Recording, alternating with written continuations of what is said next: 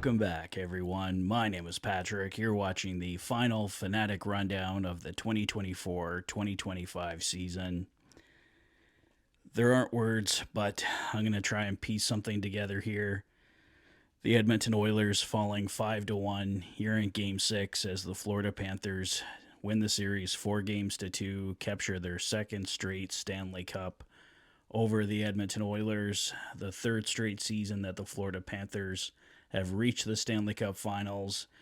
Just an incredible, incredible team. Congratulations to the Florida Panthers and their fans. There was no doubt about it. They were the better team in these Stanley Cup Finals. We kept waiting for the Edmonton Oilers to deliver their best, and the easy answer is to say that they didn't, but maybe they just didn't have any more to give against this team.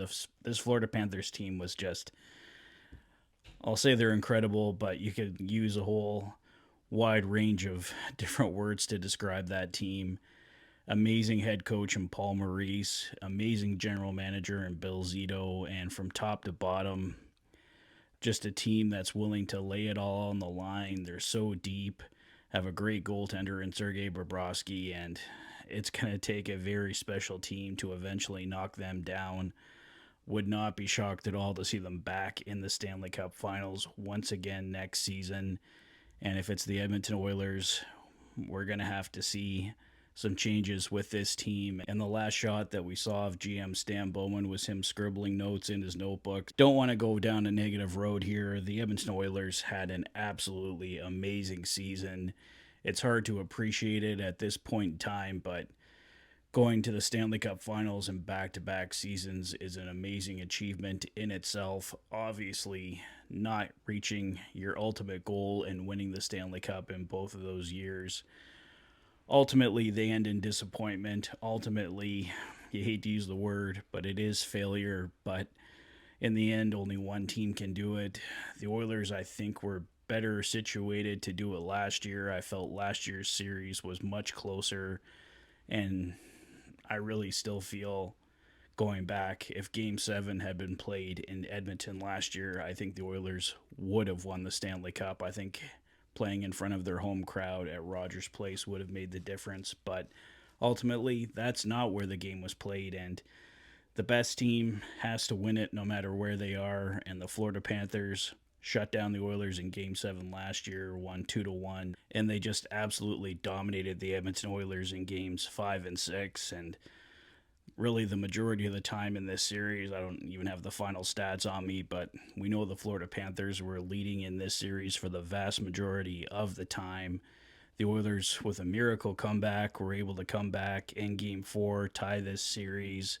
They were better in Game 1, I thought, won that hockey game in overtime, and those end up being the only two victories for the Edmonton Oilers in these Stanley Cup Finals. And like I said, and everybody knows, the Florida Panthers were just simply the better team, just no two ways about it, top to bottom. We'll see what the Edmonton Oilers have in store this summer, changes-wise.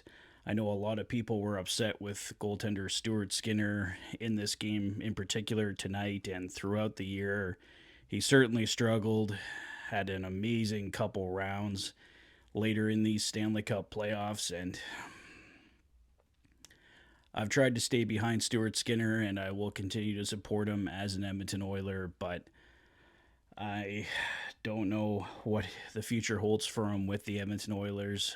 We'll see how it goes here. If they had won the Stanley Cup, I'd say 100% for sure he will be back next year, but with the way the Stanley Cup Finals went, the Oilers may look to make a change there. GM Stan Bowman was fully behind both goaltenders at the trade deadline. Calvin Pickard was a hero for the Edmonton Oilers at many points through the Stanley Cup playoff run as well. They probably don't even get past the LA Kings without the performance that they got from Calvin Pickard. So, not sure what the Edmonton Oilers are going to do there. I know there's not a lot of great options out there this summer for goaltending, so we'll have plenty of time to dig into that now. We got a couple months here to reflect and see what changes the Edmonton Oilers are going to make. We got a couple weeks here until July 1st, the draft, free agency. We'll see what changes the Edmonton Oilers decide they need to make. We got potentially big contract extensions coming up for Connor McDavid, Evan Bouchard, so it's going to be a crazy busy summer here for the Edmonton Oilers. Looking back to these Stanley Cup finals, obviously missing a key guy like Zach Hyman was absolutely massive, but even with Zach Hyman in the lineup, I don't know if this team ultimately takes down the Florida Panthers. It a lot of times it really wasn't just the difference of one goal. Like I said, we never really saw the best from this team. I tried to keep the belief going. I stayed behind this team through the whole playoff run, and I will continue to support this team until my dying day. I love the Edmonton Oilers. Run this YouTube channel, the Oilers Fanatic, so I will be with them every step of the way, and I know they're going to be back here in the years to come. This team is just too good. Connor McDavid, Leon Draisaitl, they're amazing leaders. I saw some people questioning their leadership. No. Connor McDavid and Leon Draisaitl are incredible. Maybe they were dealing with injuries. I'm sure there's a whole range of information that we're going to find out here in the coming days about what these guys were dealing with. But no matter what, those two guys are amazing hockey players and they're amazing leaders, and this team will be back. It was just simply a matter of the Edmonton Oilers were a fantastic team this year, but they were ultimately the second best team this year, the Florida Panthers. Once again, congratulations to them. An amazing team from Bill Zito to Paul Maurice on down, and they were the best team this year in the National Hockey League, and they deserve to win their second straight Stanley Cup, which they did tonight. Sam Bennett picking up the Conn Smythe Trophy for the Florida Panthers this year. I have a lot to say about that guy, which I won't say in this video, but for as dirty as he is, he's a damn good hockey player too. So probably pretty deserving of that Conn Smythe Trophy. And with how it went last year for Connor McDavid winning the Conn Smythe and not even going out to get it, it's probably just as well that it went to a Florida Panther this year, so the Edmonton Oilers and any of their players didn't have to deal with that kind of situation again. So this is a hard one, guys, but still so damn proud of this team. It was a fantastic year, an amazing ride.